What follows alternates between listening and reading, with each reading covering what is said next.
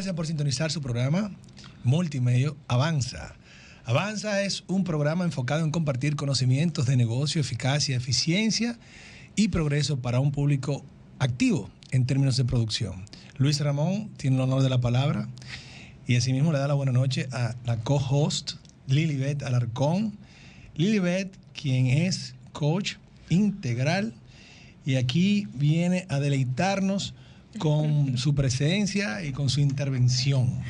Hola, hola, muchas gracias Luis, buenas noches a todos. Bueno, pues aprovecho para recordar que nosotros Avanza somos transmitidos todos los martes a las 8:30 de la noche por Sol 106.5 FM y también nos pueden encontrar streaming por solfm.com. Semanalmente pueden encontrarnos en Spotify, YouTube y Facebook como Avanza RD y en Instagram estamos como avanza.dom.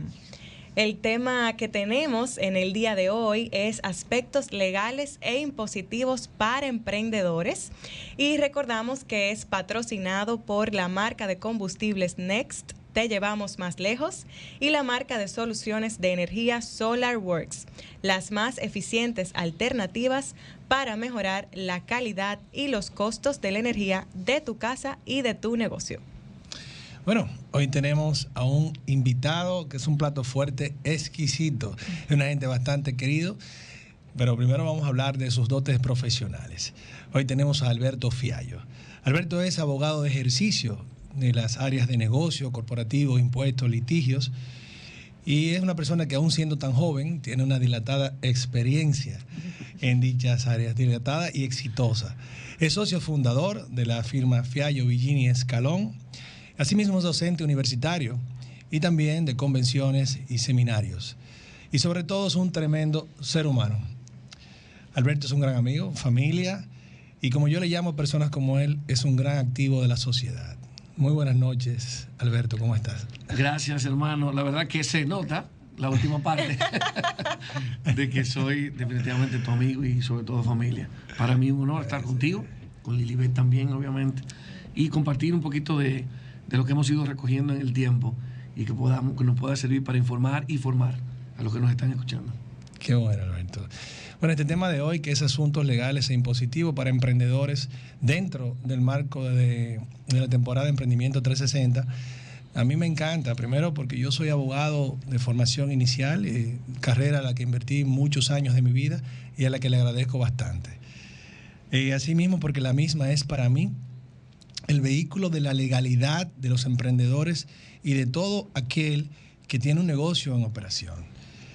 Quienes estén considerando iniciar, vamos a decir, negocios en este momento y quieren seguir optimizando en términos legales toda su operación, deben involucrarse bien a fondo con la asesoría legal de calidad y especializada, de manera preventiva principalmente, es decir, antes de. Pues si lo hace, ¿qué gana? Bueno, gana que conocerá e implementará mejores opciones legales y eso dará seguridad jurídica a su emprendimiento o inversión. Número 1. Número 2, ayudará a tener precios reales contemplando esas inversiones legales que estarán tarde o temprano y siempre esperamos que más temprano que tarde. También podrá estar preparado para un abanico amplio de oportunidades, como contratar con terceros grandes y formales, con el Estado, con empresas extranjeras, captar capital humano profesional de un nivel mayor cada vez más, también beneficios de asociaciones gremiales, también podrá acceder a muchas opciones de fondeo, cosa que es esencial y vital para los negocios, y lo mejor, podrá saber realmente su rentabilidad, porque cuando no estamos pendientes tanto de la parte legal como impositiva y caemos en esa realidad, ahí es que vemos, bueno, pero yo no me gané lo que yo pensaba que me había ganado. Entonces ahí viene la rentabilidad y ya lo mejor de todo es para poder dormir tranquilos realmente. Así que aquí tenemos a Alberto para que nos ayude a todo esto y a dormir tranquilo. Y nada, Alberto, vamos a comenzar. La primera pregunta es, digamos, para un futuro emprendedor, ¿por dónde debería empezar a analizar los aspectos legales de ese emprendimiento? Bien, es importante saber que el derecho, es decir, en este caso las leyes permean todas las actividades que hacemos. Entonces, para poder organizarnos como sociedad, se crean las leyes. Y dentro de eso, una de las manifestaciones más vivas dentro de la sociedad es el tema del comercio. Es decir, que cada vez que hacemos cualquier actividad de comercio, tenemos que saber que está regulado y que tiene unas leyes que lo rodean. En República Dominicana tenemos un gran reto y es que no nos informan a tiempo lo que son las leyes para poder cumplirlas a la hora de un emprendimiento. Y yo pongo regularmente el ejemplo de una de las experiencias más enriquecedoras que yo he vivido como docente, y es que una amiga en común, me llama para que vaya a darle una charla a niños de tercero de primaria de una escuela bilingüe en República Dominicana, en Santo Domingo. Y yo honestamente yo no me había puesto tan nervioso para una charla como esa vez. Porque ¿cómo explicarle a niños de tercero de primaria qué son los impuestos? Es decir, un tema tan denso, que es tan complicado para adultos formados. Imagínate tú para niños de tercero de primaria. Bueno, pues yo llego al curso, yo había creado toda una mecánica y una dinámica, ¿verdad? Con una alcancía para explicarle todo a ellos. Y lo digo primero, para conocer qué tanto sabían, pregunto, niños, ¿de dónde sale el dinero para hacer los puentes, las escuelas, los hospitales? Y todos levantan la mano. Y cuando yo le pregunto a uno, me dice, de los impuestos. De hecho, uno fue inclusive más sagaz y dijo, de los impuestos que nos roban. O sea, que estaba un hay mucha gente que seguro tiene esa opinión. Eso es así, es así. El caso es que yo me sorprendió tanto, y luego entonces comentando con la profesora del curso, es que ellos tienen un currículum americano. Y lo primero que estudian en tercero de primaria es individuo, luego sociedad, luego comercio, luego impuestos. El cuarto tema que les toca es el tema de los impuestos. Señora, en tercero de primaria. Wow. Nosotros venimos a ver los impuestos cuando tenemos el tubazo. Claro. Y no es culpa. Nosotros tenemos una economía que tiene el 51% de su fuerza laboral activa en la informalidad. Es decir, esto es un comportamiento que no es atribuible a los contribuyentes. Es todo un sistema tributario intrincado, complejo, al cual no tenemos acceso, al cual no nos forman desde que queremos hacer un pequeño emprendimiento. De hecho, señores, yo sé que esto va a sonar un sacrilegio, pero tú sabes en el fondo de tu corazón, Luisito, que no es un comentario para buscar sonido. Yo creo que hay muchas materias que nosotros le pudiéramos bajar dos. Muchas materias. De hecho, en España ya se está, en varios países se está haciendo, en Inglaterra también ya se están cuestionando la cantidad de matemáticas que tiene el currículum educativo. Y los tipos de matemáticas. No me malentiendan, para que no me vayan a citar incorrectamente cualquiera. No es que saquemos la matemática es para el desarrollo del razonamiento numérico, es vital, y para nuestra formación integral. Pero debemos incluir en el currículum educativo formación en las cosas que son prácticas para la vida. ¿Y qué más práctico en la vida que saber que cuando nosotros hacemos una actividad hay lo que se llama un tax bite, lo que dicen los americanos, que es una mordida del Estado que le garantiza la posibilidad? Y de hecho deberíamos hacer un programa hablando sobre el tema del sistema tributario dominicano. Yo creo que sería muy interesante y enriquecedor. ¿Por qué? Porque con ese dinero, Luisito, ¿te puedes decir Luisito en el aire? ¿Sí? Claro, okay. Totalmente. Con ese dinero, Luisito, es que el Estado puede satisfacer las necesidades más básicas de nosotros. Actualmente nosotros tenemos un Estado que tiene un déficit, que ronda el 3% de nuestro Producto Interno Bruto. En el país, nosotros recaudamos el Estado gasta un 18% de nuestro Producto Interno Bruto, pero solamente recauda un 15%. Ese otro 3% es básicamente financiamiento. Entonces, en otro programa lo podemos ver con números, digamos, más reales. Lo que quiero decir es que los impuestos son vitales para el desarrollo de una sociedad. Y en República Dominicana tenemos una estructura donde el 55% de nuestros impuestos son impuestos indirectos. Los impuestos indirectos son los que graban el consumo. Lo que significa que ellos no distinguen. Ellos graban, no importa. Es decir, el mismo impuesto selectivo al consumo que se paga por una cerveza que se bebe la persona más acaudalada, la persona más rica de República Dominicana, es el mismo impuesto que paga el más pobre de República Dominicana. Tiene un efecto regresivo, por decir un ejemplo de uno de los impuestos. Entonces, todo esto nos obliga a tener unos conocimientos por lo menos básicos, y yo espero que esto sea parte del aporte que haga este programa, de todo el que hace un emprendimiento, saber a qué se enfrenta o a qué se podría enfrentar cuando decide que va a independizarse, ¿verdad? Ese sueño que tienen todos en algún momento de poder ser su propio dueño, ¿no? Y tener su propio negocio, ¿a qué se enfrenta más adelante?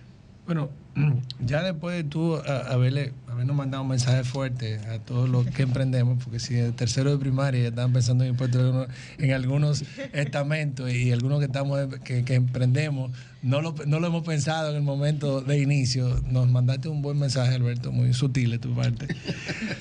¿Pudieras comentarnos, por ejemplo, 4 o 5 áreas legales que tú le dirías a ese emprendedor? Mira, arranca por esta. 1, 2, 3, 4. O sea, concretamente, esa persona que está ahí ahora mismo, lo que está pensando es en otra cosa. Está pensando en cómo va a traer el producto, cómo lo va a vender, su estudio de mercado, incluso cuántos empleados necesita, esto, pero no se ha puesto a pensar en esa parte legal. Entonces, ¿qué le pudiera decir? Ponga atención a esto, esto y esto. Claro. La primera recomendación es arranca, papo. Arranca. No te abrumes con temas puramente legales. ¿Tienes una idea? Desarróllala. Claro, hay mecanismos para proteger ese emprendimiento. Si es un emprendimiento que está asociado a un nombre comercial, es importante que lo registres. Si es una marca de un producto o de un servicio que vas a estar dando, es importante que para que lo individualices, lo registres. Pero lo primero es que esa energía, Luisito, esa energía de emprendimiento, no la detengas. Confía en una persona, en un abogado de tu confianza, que ojalá tenga también formación en aspectos contables, porque lo que pasa en República Dominicana regularmente es que los abogados somos apáticos al derecho tributario. Y eso entonces ha sido un espacio que han llenado los contadores. Por eso tú tienes contadores que están haciendo recursos contenciosos tributarios. Y eso es una locura, porque, de nuevo, no es una crítica a lo que están haciendo los contadores. Y te constituye la empresa. Ya, constituir la empresa, trabajando con contrato social y de todo. Completamente, claro. Porque digamos que el joseo dominicano es una cuestión que inclusive es una virtud que tenemos nosotros como dominicanos. Pero ¿qué pasa? Ellos, viendo ese vacío, inclusive en muchos casos han desarrollado la práctica de preparar recursos contenciosos tributarios. Y eso plantea un problema, ¿por qué? Porque lo está haciendo un contador en un lenguaje que no entiende, o más bien, que no es relevante para los 40 abogados que lo reciben en el Departamento de Reconsideración, por ejemplo, de la DGI. Entonces, esa parte, digamos que es importante. Arranca. Hay aspectos que tienen que ver, primero, con, como dije, la protección de la idea del producto. ¿Okay? Si es un app, se puede registrar. De nuevo, si es un nombre comercial, si es una marca, un producto. Es importante que esa idea genial que usted tuvo pueda recibir la protección del Estado a través de la propiedad intelectual. Entre la página de ONAPI. Correcto, exacto. Si es un nombre comercial o una marca, que el nombre comercial identifica un negocio, la marca identifica un producto o un servicio, usted entonces regístralo. De hecho, es sumamente friendly, o sea, es sumamente amistosa la página de tanto de ONAPI como de la ONDA, si es acaso algo tiene que ver con derecho de autor, porque también usted puede hacer un emprendimiento en poesía. Claro. Un emprendimiento en novela, en cuento corto, en cortos. Y más al día de hoy, que la creación de contenido es una fuente de producción de riquezas real, es una industria. Exactamente. No literalmente para que los industriales no vayan a pensar que lo estamos confundiendo, ¿no? O sea, una industria, pero realmente una fuente de generación de dinero importante al día de hoy mundialmente. Correcto. Entonces, esos youtubers, ¿verdad? Esos instagramers que tienen esos guiones pueden perfectamente proceder a registrarlos. Perdón, esa es la primera parte. En cuanto a los impuestos, lo primero que tenemos que saber es que toda actividad va a pagar impuestos. Es decir, la norma es que pague impuestos. Obviamente, hay dinámicas en la sociedad que hacen, por ejemplo, el tema de la informalidad, aleja a un poco, que ahí me voy a tomar un tiempito, Luisito, perdón, porque es muy común escuchar que los informales en República Dominicana no pagan impuestos. Eso no es cierto. Si acabamos de decir que el 55% de los impuestos son indirectos, claro, entonces la mitad de los impuestos indirectos aquí no lo están pagando los informales. Y hay que ver también cuánto de esos informales pagarían impuestos sobre la renta. El tema de los informales es mucho más complejo a que paguen impuestos o no. El tema de los informales tiene que ver con políticas públicas, Luisito. Porque si yo no sé, que yo sé, pero no sé, me explico. Si yo no sé dónde están las personas en República Dominicana, las personas económicamente y laboralmente activas, no puedo hacer políticas públicas para que ellos mejoren sus condiciones. Cuando digo que yo no sé, pero no sé, porque el Estado tiene mecanismos de saberlo, a través de las estadísticas y a través de los censos, que ahí juega un papel importantísimo la ONE. Pero ¿qué pasa? Hay una especie de divorcio entre lo que la ONE nos dice, como por ejemplo la encuesta también, las encuestas que se hacen específicamente sobre fuerza laboral en República Dominicana, que lo hace el Banco Central, pero hay una desconexión entre lo que sabe, porque están identificados los informales, el Estado a través de un órgano de ellos mismos, que es la ONE, la Oficina Nacional de Estadística, y la implementación de políticas públicas. Entonces, eso es un reto importante. Entonces, sabiendo que toda actividad genera la obligación de pagar impuestos en sentido general, hay actividades que están exentas de impuestos indirectos, sobre todo el impuesto indirecto más impactante, que es el ITEVIS, ¿okay? Sí. Que son los servicios de educación, los servicios de salud, los servicios funerarios, los servicios bancarios, los servicios de seguros. Son específicamente unas áreas en cuanto a los servicios, unas áreas específicas de servicios que no pagan ITEVIS. Después, cualquier actividad paga ITEVIS. Y tú vas a preguntar, bueno, pero, por ejemplo, una actividad que de repente resulta ser tan lucrativa como el chapeo en algún momento.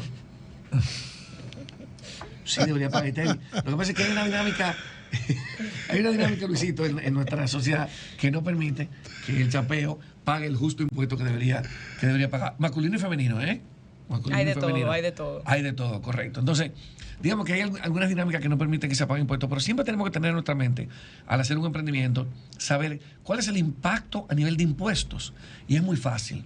Pero dame la pausa, espérate, con el tema del chapeo. Pues yo quiero hacerte una pregunta con el chapeo. Imagínate tú que un chapeador o una chapeadora Sí. Quiera pagar impuestos. Correcto. ¿Cómo lo asimila la DGI? O sea, ¿a dónde lo clasifica? ¿Es posible que pueda pagar impuestos? Claro. Debe hacer una declaración. Ajá. Y ahí te está dando actividad. Servicios en general. Servicios en general. Okay. Sí, sí. Está la opción. La DGI tiene sí, la opción. porque es una actividad. Y honestamente, y también paga impuestos. Y paga impuestos sobre la renta. ¿Por qué? Y aquí hay toda una discusión sobre la moralidad del sistema tributario en toda parte del mundo. En República Dominicana nosotros tenemos una figura que se llama el enriquecimiento sin causa, que es más bien el crecimiento patrimonial no justificado. Es una figura que siempre ha estado, pero que tomó un acento particular en la última reforma del 2012.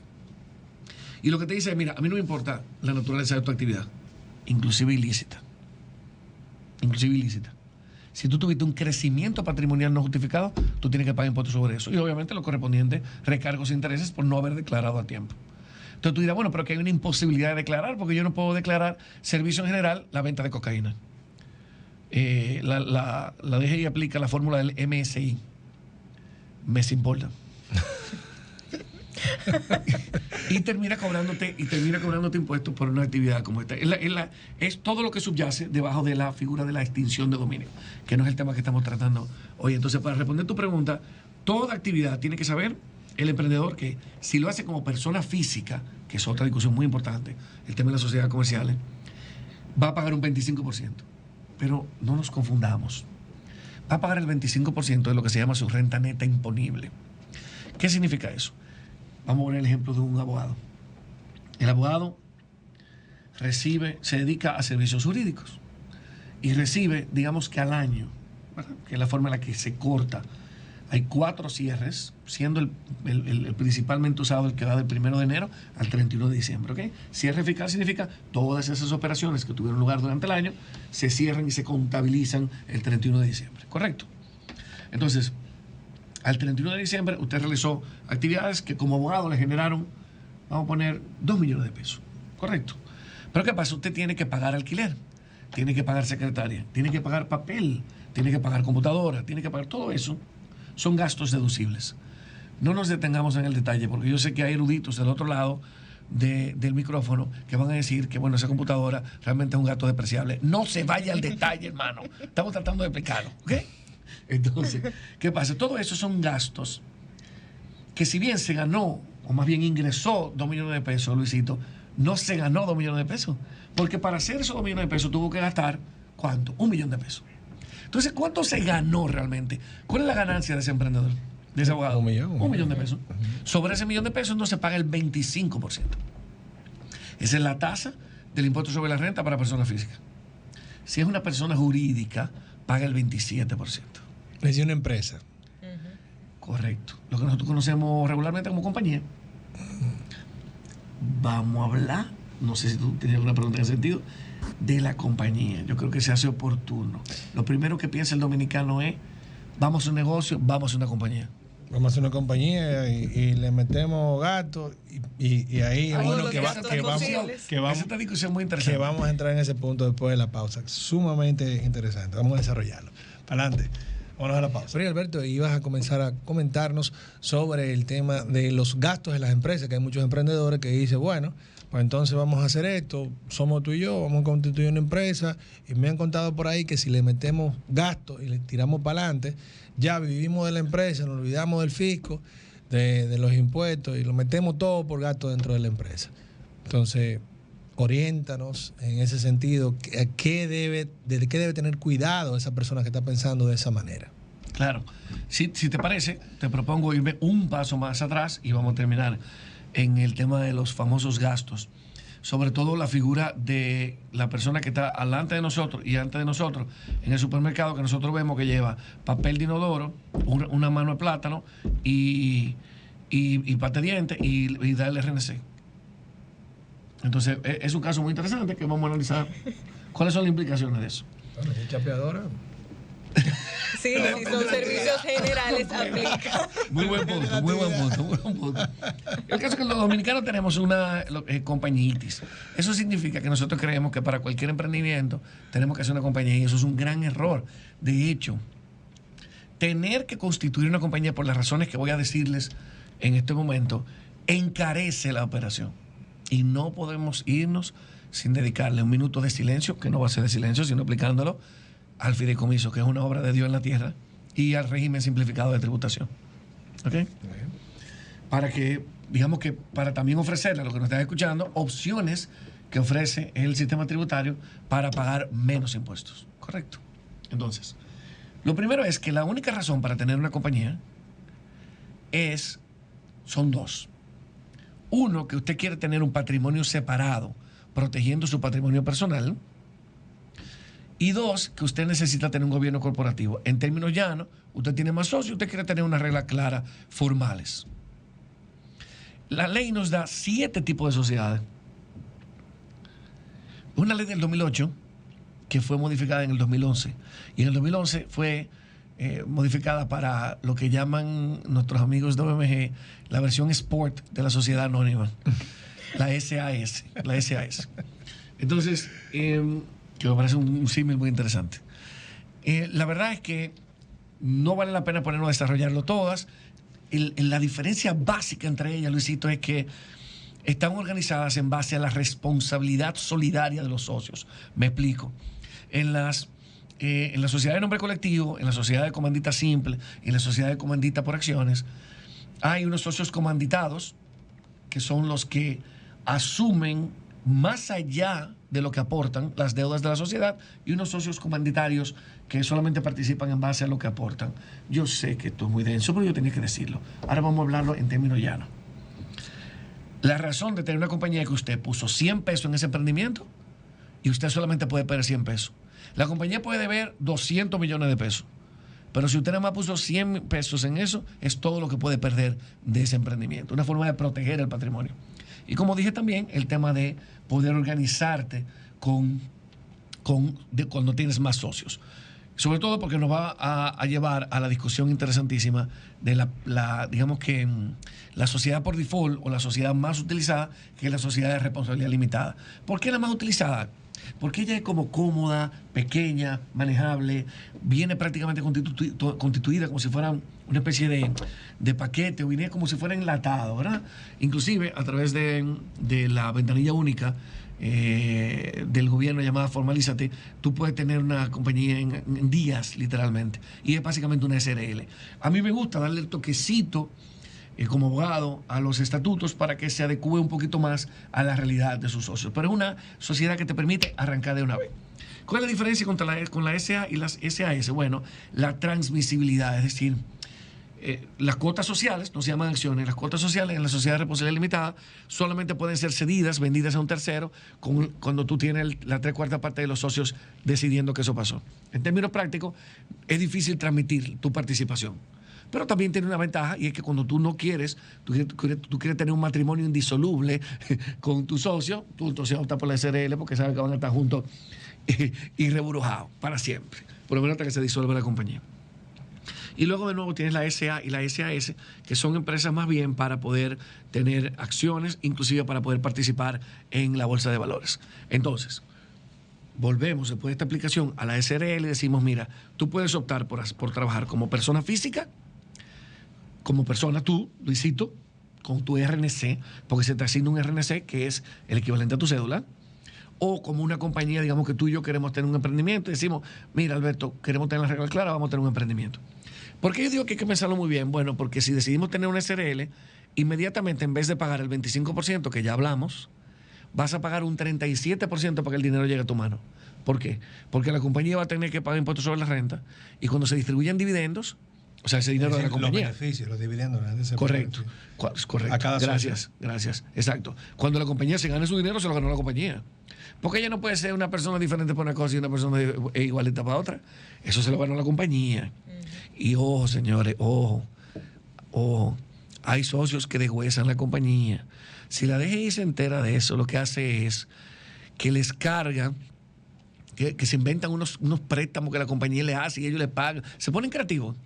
Lo que pasa ahí, en República Dominicana, la sanción por recargos, se lo dice una persona que sometió una acción de inconstitucionalidad contra los recargos en República Dominicana. Los recargos en República Dominicana son confiscatorios. Eso significa que terminan quitándote la propiedad. ¿Por qué? Porque son 11.10% el primer mes, recargos e intereses, y 5.10% los meses siguientes. ¿Qué significa eso en términos prácticos? Cuando tú le debes a la DGI y le dejas de pagar a tiempo, en 1 año y 4 meses debes el doble.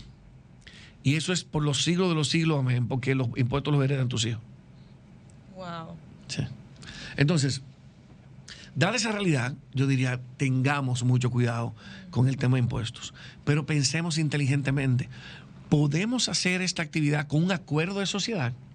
¿Podríamos lograr lo mismo, Luisito, si tú y yo nos poníamos de acuerdo y hacíamos un pacto de sociedad donde nos vamos a dividir de manera igualitaria los beneficios, que yo pueda facturar un tipo de servicio, tú otro tipo de servicio, luego los juntamos y nos dividimos de manera equitativa?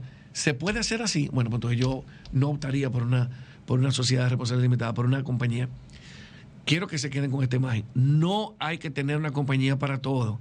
La única razón para tener una compañía es porque usted cree, usted no tiene certeza de cuál va a ser el desempeño de esa compañía y no quiere comprometer su patrimonio personal, o porque usted tiene más socios y usted quiere tener reglas de juego claras y definidas que usted pueda reclamar en un órgano de la sociedad. Yo creo que eso explica bastante. Entonces, eso es lo segundo de lo cual tiene que preocuparse el emprendedor. Hay otros aspectos muy importantes, legales, que son los aspectos laborales. Cuidado. República Dominicana, de manera justificada, repito, y no fue un error del programa, ¿verdad? Ni fue que se frizó y volvió. En República Dominicana tenemos un código de trabajo orientado a la protección del trabajador. Y eso está justificado. En la relación laboral, históricamente, pero en la relación laboral, la parte más vulnerable es el trabajador. Que hay aspectos del código de trabajo que pudiéramos estar revisando, sí, por supuesto. El auxilio de cesantía, por ejemplo. El auxilio de cesantía, tenemos que repensarlo. Yo no estoy propugnando por una eliminación, sino que tenemos que repensarlo, porque tenía razón de ser en el 1992, cuando se aplicó ese paquete de reformas de ese último tramo del gobierno del presidente Balaguer, que incluyó también el Código Tributario, por cierto, donde se justificaba, Luisito, que una persona que era enviada a la calle después de trabajar 30 años no tenía seguridad social. Al día de hoy nosotros estamos acercándonos a la mitad del tiempo reglamentario o legal para que ya se comiencen a dar las pensiones. Entonces yo creo que podríamos revisar ese aspecto, es muy importante. Pero entonces al emprendedor tiene que estar muy consciente de que los aspectos laborales son muy importantes. Desde que usted contrate a un trabajador, tú estás pensando en contratar a Lilibet, inscribe en la tesorería de la Seguridad Social, cuarto ejemplo, aspecto. Que es muy cara. Ponme otro ejemplo, muy costosa. Es muy cara. Sí, ponme otro ejemplo. Bueno, exacto, costosa porque lo vale. Claro, Exacto, ¿qué pasa? Además. Correcto. Entonces, si usted llega a tener la suerte de tener suficiente patrimonio para contratar a Lilibet, entonces, por favor, inscríbala en la Seguridad Social un día antes de que ella entre a trabajar. Mucha gente piensa que aplicando de que el famoso periodo de prueba no lo incluye en la Seguridad Social, y esa trabajadora de repente puede salir embarazada, esa trabajadora o trabajador puede tener un accidente laboral, y el código es muy claro en eso. Son gastos que se le atribuyen inmediatamente al empleador. Y la belleza del derecho laboral es que es un derecho vivo, es un derecho dinámico. Eso significa que se espera del juez, no que se le obliga, no, se espera del juez que busque la verdad, que no tenga que ver con contrato, que contrato registrado en la NASA no tiene nada que ver. Lo que se ve es el contrato material, la materialidad de los hechos. Y el juez laboral está obligado a decir, no, pero espérate, con Lilibet se acordó desde el 3 de mayo. Y se pasó un periodo de 3 meses, y dentro de ese periodo de 3 meses entonces tuvo un accidente laboral o está en etapa de gestación, y eso tiene que ser cubierto completamente por el empleador. Entonces, mucho cuidado con el tema laboral, es el cuarto aspecto. La seguridad social, también, el quinto aspecto de lo que estamos conversando, es muy importante, no solamente porque genera toda una serie de recargos e intereses también, sino que la seguridad social sustituye al trabajador. Es decir, si usted, privando en vivo, tiene un trabajador y lo liquida y lo cancela cada 3 meses, y no lo pone en la Seguridad Social pensando que en ese periodo de prueba él nunca generó la obligación de que usted lo inscribiera en la Seguridad Social, usted tiene 2 problemas. El primer problema es que usted está limitando los derechos laborales porque, como dije, el derecho material, el contrato es el contrato material, y el juez va a entender... El contrato quiere decir lo que de verdad, lo que pasó de verdad, la pura. La pura. Eso fue lo que pasó. El juez no está obligado a lo que tú escribes en un contrato, sino lo que pasó en la realidad. Y evidentemente que usted va a ocupar el lugar de la Seguridad Social en el caso de que usted no inscribió a su trabajador, no lo registró, y el trabajador o trabajadora entonces tiene algún tipo de problema. Yo creo que eso cubre, digamos, esa pregunta. Yo sé que tal vez me he extendido un poco, pero esa pregunta de qué cosas tiene que tener en cuenta el emprendedor. Si él ve tu programa, Luisito, y lo repite hasta como un audio en el carro, no va a tener, no debe tener ninguna complicación. Claro, para todos los demás están los abogados, como Luisito, como yo. Hermano, sumamente bien explicado. Vámonos a la pausa. Cuando regresemos tenemos otra pregunta bomba. Este programa de hoy, que es Aspectos Legales e Impositivos para Emprendedores, con Alberto Fiallo. Y bueno, hay una pregunta bien interesante que se nos quedó anteriormente, que es sobre el tema de los gastos, que nosotros como emprendedores queremos reportar todos los gastos que pasan por nuestras manos a nombre de la empresa al principio. Cuéntame un poquito sobre eso. ¿Es algo que yo debo de hacer como emprendedor o dueña de negocio, o es algo terrible y desastroso para mi empresa? Sí, yo pretendo poder agotar ese tema y además ponerle un temita adicional para que comencemos a hablar sobre los regímenes especiales de tributación. Hay que entender que solamente son admitidos los gastos. Lo primero es que uno de los grandes avances que tuvo la administración tributaria fue la figura de los comprobantes fiscales, porque permiten un control. ¿Qué son los comprobantes fiscales? Los comprobantes fiscales son la única forma en la que usted puede, o que la administración tributaria le va a admitir esos gastos. Y vamos a volver los gastos que usted hace como negocio. Y vamos a volver al ejemplo. Ese $1,000,000 que gastó ese abogado, recuerden que ingresó 2 millones, pero gastó 1 millón. Ese $1,000,000 tiene que estar sustentado en comprobantes fiscales. Eso es un numerito que tiene la factura que emite cada proveedor. Y eso es importante tenerlo en cuenta, porque, y eso también es parte de lo que vamos a conversar sobre la dinámica del sistema tributario. Todos esos gastos deben estar sustentados en comprobantes fiscales, ¿okay? En facturas. Eso significa que cuando usted pagó el teléfono, usted le pide a su proveedor de servicio, a Claro, al TSP, quien sea, que le emita una factura con comprobante, es decir, con una factura dirigida a su negocio, y es evidente que eso es algo para el negocio. Recuérdense que es para conservar, mantener o generar renta gravada. Esa es la fórmula del código. Eso significa que todos los gastos tienen que estar estrechamente relacionados, Lilibet, al negocio. ¿Qué pasa? Y esto nos lleva a la segunda discusión. Muchas personas lo hemos visto, y yo puse el ejemplo un poquito antes, de que ponen gastos que son evidentes, que son del hogar, todo lo ponen en el RNC. Inclusive, gente que se presta el RNC. Yo mismo, señor, antes de tener formación en impuestos, a mí me llamaba la atención como un amigo mío nos pasaba el RNC de él. Yo nunca lo llegué a hacer, porque, también por desconocimiento, y uno tiene como un chivismo instaurado, ¿no? Como abogado. Pero yo vi cómo él pasaba el RNC. Y señores, no se vaya más lejos. Gente que yo he tenido que llamarle la atención porque estamos en una cena, todos estamos cenando y cada uno está generando, estamos pagando entre todos y hay un vivo que pretende coger toda la factura para su RNC. Eso es completamente ilegal. ¿Por qué? Porque a menos que le haya brindado la comida, en cuyo caso no. Bueno, sí, hablamos de negocio. Claro. Es decir, los gastos tienen que estar estrechamente relacionadas y vinculados a la actividad del negocio. Entonces, toda esa persona que usted ve, si es cercana a usted, que está poniendo la compra, que está poniendo la gasolina de los carros de todas las casas, cuando realmente el único carro que se usa para el negocio es el de la madre o el padre, háganle la salvedad de que si son sujetos a una fiscalización, lo que va a pasar es que, por ejemplo, para usar el mismo ejemplo del abogado, si el abogado puso la compra y esa compra generó 50,000 pesos mensuales, ¿eso son cuánto? 600,000 pesos al año. ¿Qué significa eso? Que la DGI va a decir, no, tú te descontaste 1,000,000, tú te debiste haber descontado 400,000. Lo que significa que debiste haber pagado un impuesto sobre 1,600,000. Y sobre esos 600 que no pagaste impuestos, debiste haber pagado el 25, en el caso del abogado, ¿verdad? No lo pagaste, te voy a cobrar el 25, más los recargos de intereses en el camino. Yo sé que suena rápida y furiosa esta comparación, pero lo que quiero decir es, y llevar al ánimo de todo el mundo, es con la DGI, nunca usted es más tigre que la DGI. Sí. Y muy bueno que lo alertes de esa manera, sí. Aunque quizás no tanta gente te haya podido seguir en detalle, pero sí yo sé que le queda en su mente esa advertencia tan real que nosotros todos no queremos ver. O sea, es simplemente como que no nos interesa ver esa parte. Pero señores, es para que sepamos realmente si nos estamos ganando dinero, sí o no, y cuánto realmente. Esto es muy importante. Ahora exactamente. Hay otra cosa.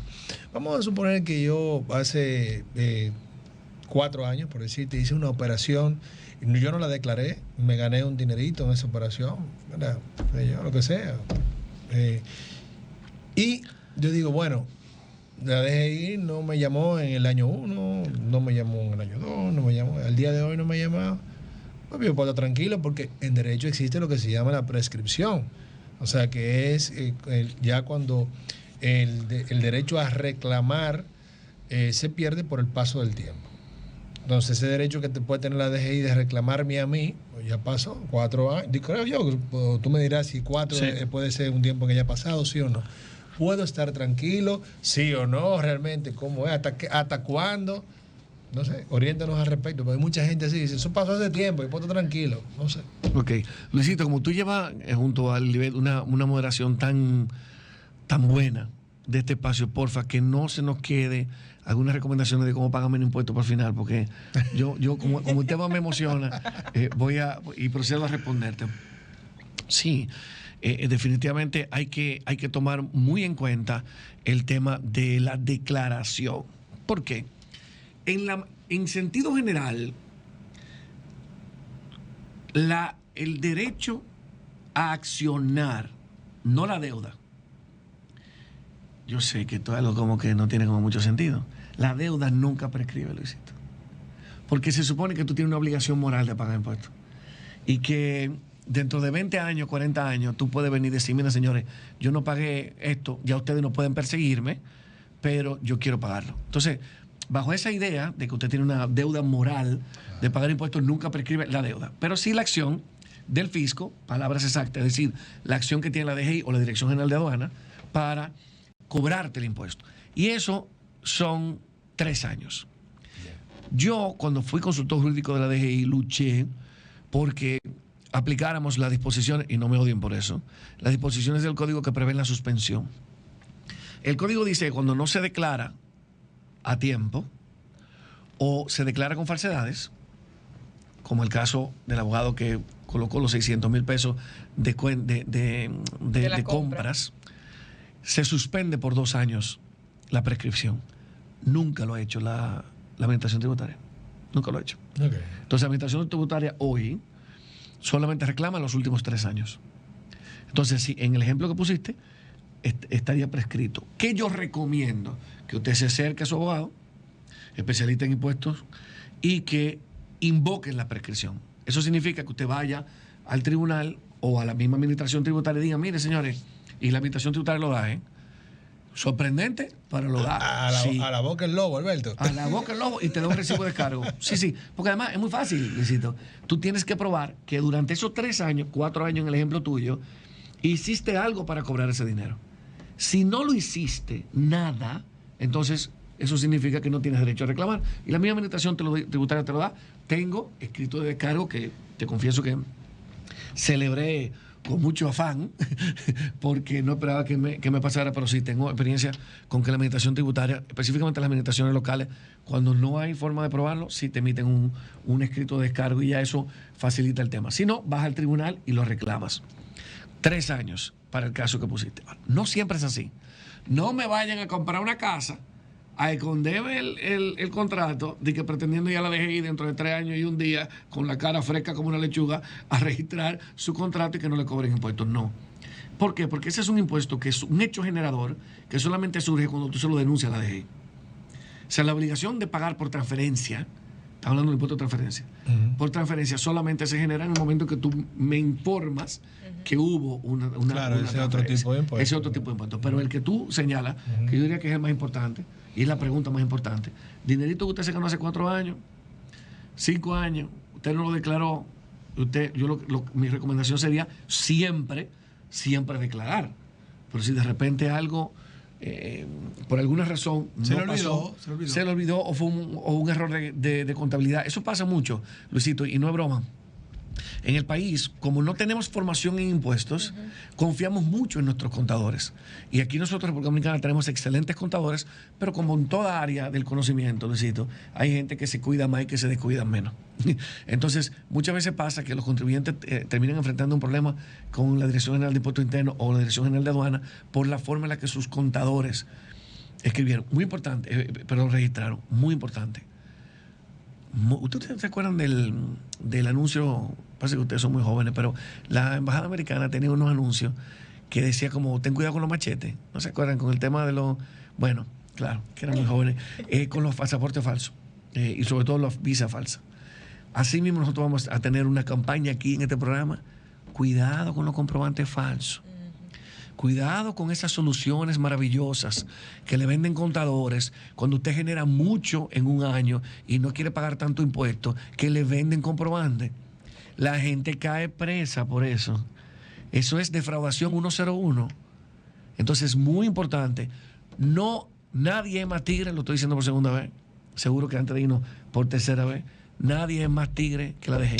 Mira, hay un punto que me gustaría que también pues, lo toquemos así rápidamente. Lamentablemente, sí, el tiempo es una cosa que pasa. Yo te dije que vamos a tener que hacer una segunda parte. Sí, por si nos das el honor, nosotros encantados. Por favor. Mira, y la verdad que sí, hay tantas cosas que tenemos que hablar. Pero vamos a ver, si tú no fueras abogado y tuvieras que buscar un abogado, ¿cuáles fueran esas 3 o 4 cosas que tú buscarías en una persona para seleccionarlo? Es una excelente pregunta, pero si tú me permites, porque yo estoy parcializado, yo te voy a decir cosas que yo creo que tengo como abogado, pero yo te voy a responder más bien como nos respondió el CEO, presidente de Altiz, no sé, valga la cuña, perdón, en una actividad que hicimos de actualización del derecho, la que tú conoces, Luisito. Y él fue a explicarnos que él, y yo tomé nota, y quiero compartirlo con ustedes, ¿qué buscaría? Porque era un evento de actualización en el derecho, ¿verdad? Eran 26 expositores, todos abogados, principalmente jueces. Entonces, ya tú te imaginarás que era un evento sumamente dinámico y entretenido, pero ahí fuimos a formarnos los abogados. Y la idea era que nosotros también supiéramos qué está buscando el cliente, porque nosotros nos formamos y nos actualizamos para satisfacer las necesidades de nuestros clientes actuales y generar más clientes. Y él nos dijo 3 fórmulas que a mí me parecieron muy interesantes y tomé nota para compartirlo con ustedes. Y él dice, primero, mi abogado o abogada tiene que entender mi negocio. Nosotros los que somos abogados, yo llamo abogado 360, en el sentido de que al ser socio gerente de una oficina, tengo que ver muchas áreas del derecho, sobre todo el derecho cuando se le da soporte corporativo. Ya hay áreas mucho más específicas, como el área de propiedad intelectual, el área inmobiliaria, donde generalmente una oficina tiene un socio estratégico. El área de energía, que tú bien manejas, tú tienes un socio estratégico. Pero todo el soporte corporativo te obliga a conocer un poquito de propiedad intelectual, un poquito de contrato, de laboral, de impositivo. Entonces, en esa formación, para mí es sumamente interesante, Luisito, cada vez que yo tengo un cliente nuevo, conocer su negocio. Ir al negocio, entenderlo, probar las ruedas, ir a una zona franca, ver a los muchachos sentados, ver al operario trabajando.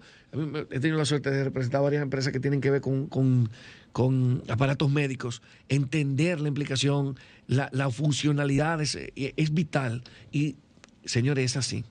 Conocer el negocio de tu cliente desarrolla una empatía, pero además una posibilidad de asesorar completamente diferente. ¿Por qué?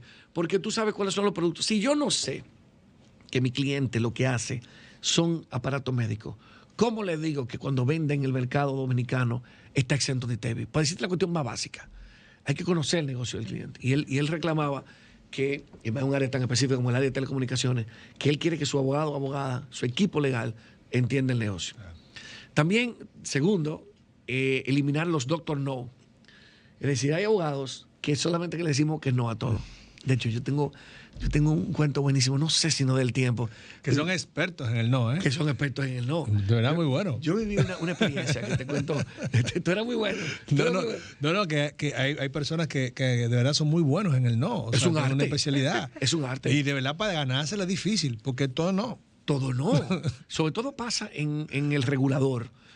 Me pasaba en DGI que había una cadena de no, a veces, con cosas como tan básicas, y yo no dudo de la capacidad técnica de lo que dijeron que no. Y entonces cuando llegaba a nivel de la gerencia, entonces comenzaban a abrirse los sí. Pero tú no puedes esperar que el ciudadano vaya a un gerente legal o un consultor jurídico, sino que tiene que obtener la respuesta desde abajo. Uh-huh.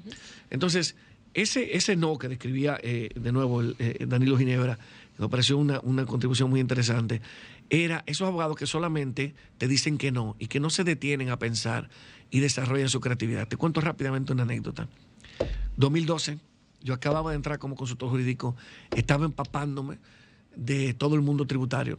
Yo fui reclutado precisamente porque no tenía formación en derecho tributario. Oye, qué cosa más interesante. Para que yo, evidentemente, rompiera con un poquito de esa herencia, uh-huh, de esa burocracia que teníamos internamente.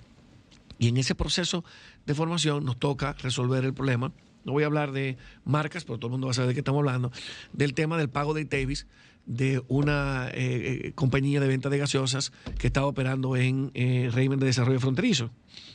Y ahí estábamos conversando porque la necesidad, la presión que tenía el presidente de ese momento era que se generara una desigualdad entre el pago del ITEVIS, que es un impuesto indirecto, de una compañía de venta de gaseosas frente a otra que operaba en Santo Domingo. Entonces, inmediatamente llegamos, el subconsultor jurídico, que estaba en ese, el subdirector jurídico, que tenía mucho mayor rango que yo en la administración, de entrada llegó y le dijo, no, eso no se puede. Ojalá que no me oiga, porque me va a matar. Elena sale. Y decía, no, eso no se puede. Y yo, entonces, me puse a pensar y dije, mire, director, vamos a hacer algo. La ley es la que designa quién es el contribuyente. Entonces, en vez de poner a pagar a uno el ITEVIS, vamos a poner a pagar al otro. ¿Qué pasa? Yo todavía no había llegado a mi elección de agente de retención y agente de percepción, que son dos mundos diferentes, y lo explico rápidamente. El agente de retención es el que te paga y retiene el impuesto y lo lleva a la DGI. Y el agente de percepción es el que recibe el dinero y él es el que está encargado de llevarlo a la DGI. ¿Estamos viendo la diferencia? Bueno, pues tú lo puedes buscar, artículo 43 de la ley 253. yo, como no había llegado a esa parte del estudio, lo puse como agente de retención y realmente agente de percepción. Es una inmaterialidad, es decir, no afecta a la dinámica del artículo, pero evidentemente te dice que yo todavía no había llegado a esa unidad, entonces después lo corregimos en el reglamento de aplicación. Pero lo que voy con eso es que pudimos encontrar una solución creativa en ese momento a un problema que realmente era una presión política porque generaba una desigualdad de trato en una compañía de gaseosa establecida hace decenas de años en República Dominicana frente a una que acababa de establecerse, pero que tenía derechos por estar en el tema del desarrollo, apoyando el tema del desarrollo fronterizo. Y si tengo tiempo, en la última, Luisito, es la actualización. No puede el cliente, y pasa. No puede el cliente, y yo tengo una suerte para tener clientes sofisticados. El cliente sofisticado es el cliente. Por ejemplo, que Luisito sea mi cliente. Y yo le voy a venir a vender hielo a un esquimal. No, me subiste unos rangos ahí. No, pero ponte a pensar, cuando yo tengo un Luisito de frente, yo estoy obligado a explicar y a transparentar. Y de hecho, a mí personalmente me encantan los clientes que se involucran, porque ellos ven de primera mano, sobre todo en litigios. Cuando son litigios corporativos o arbitrajes, por ejemplo, tú tienes un cliente involucrado, él se está dando cuenta de cuando el 110% que tú das en el caso. Cuando tú tienes un cliente desligado, los resultados que no son cercanos a sus expectativas generan mayor fricción. Entonces, el abogado tiene que estar actualizado. Tu cliente no te puede decir, pero tú sabes, y pasa. Nos pasa menos a los que tenemos un afán de estar actualizados, pero le pasa que el cliente termina diciéndole al abogado cuál es la ley que aplica. Ya tú ves. Eso pasa y no debería pasar porque el abogado debe estar actualizado. Sobre todo por eso mismo, eso conecta con los 2 puntos anteriores, para poderle dar una salida creativa y entender el negocio. Es importante que estemos actualizados. Por eso yo, en las palabras de don Danilo Ginebra, me va a matar si me oye diciéndole don Danilo Ginebra, porque es mucho más joven que yo. La verdad que prefiero compartir eso con ustedes más que decirte cómo yo pensaría que debe ser un abogado. No, pero son excelentes recomendaciones, claro, bastante válidas. Alberto, nosotros tenemos aquí se nos han quedado como 20 preguntas. Ay, sí, necesitamos parte 2. Y esas recomendaciones de cómo pagar menos. ¿Quién lo dijo primero, el nivel? ¿Fui yo que lo dije primero? Bueno. Es más, yo me voy a quedar con esto, inclusive. Sí, quédate con tu... Tú puedes decir, te lo dije. Se va a hacer un cuento ahorita de un te lo dije. Bueno, y si tú quieres, la próxima le damos un toquecito, o sea, terminamos con las partes legales que nos hagan falta, pero también le damos un giro a pensar el sistema tributario, es decir, a pensar cuáles serían las modificaciones que harían mucho más habitable el ecosistema comercial en República Dominicana para los emprendedores. Bueno, señores, le damos las gracias a Alberto Fiallo, a este gran profesional y sobre todo ser humano, por este tiempo que nos está dando para compartir con ustedes todos estos conocimientos tan importantes. Y nosotros nos quedamos con que si por lo menos quienes nos están escuchando a partir de este momento ponen su cabeza, ponen mayor atención a temas legales e impositivos en la parte comercial y de negocio, ya nosotros estamos ganando. Nosotros nos sentiríamos muy bien con que le pongan mucha atención a ello, por lo que le comenté al principio. Son demasiadas las cosas positivas que tiene esto y son muchas las cosas negativas que nos evitamos. Señores, esto impacta principalmente a lo que nos estamos ganando, que por eso esa es la razón de todo negocio, ganar dinero. Entonces, si no estamos atendiendo adecuadamente a esto con asesoría de calidad y especializada, realmente no sabemos lo que nos estamos ganando. Miren lo serio que es esto. Y así muchos otros beneficios más. Alberto, te voy a tomar la palabra y de verdad que tenemos que hacer una parte 2 porque es que estos son unas clases que nos van a beneficiar sin duda demasiado a todos, a los radioescuchas, a todos los espectadores, a nosotros. La verdad que sí. Así yo soy gracias. De aquí. Yo soy de aquí. Gracias, Lilibet. Gracias a ti, Luisito. Yo creo que fue una... Nos faltó, pero lo disfrutamos. Lo disfrutamos mucho. Muchas gracias. Bueno, entonces, Fiallo Villini Escalón, lo pueden sí, por encontrar. supuesto. Yo tengo la oficina Fiallo Villinscano, como tú bien dijiste, y la mejor forma de contactarme es a través de las redes, @AlbertoFiallo. Perfecto. Y nosotros entonces, pues ya nos pueden encontrar por todas las redes que manifestamos al inicio del programa. Estamos a las órdenes y nos vemos en la próxima. Sol 106.5, con la mayor variedad de contenido, información, entretenimiento e interacción en una sola estación. Cobertura total, disponible para ti en la radio y en las plataformas digitales. Somos Sol 106.5, la más interactiva.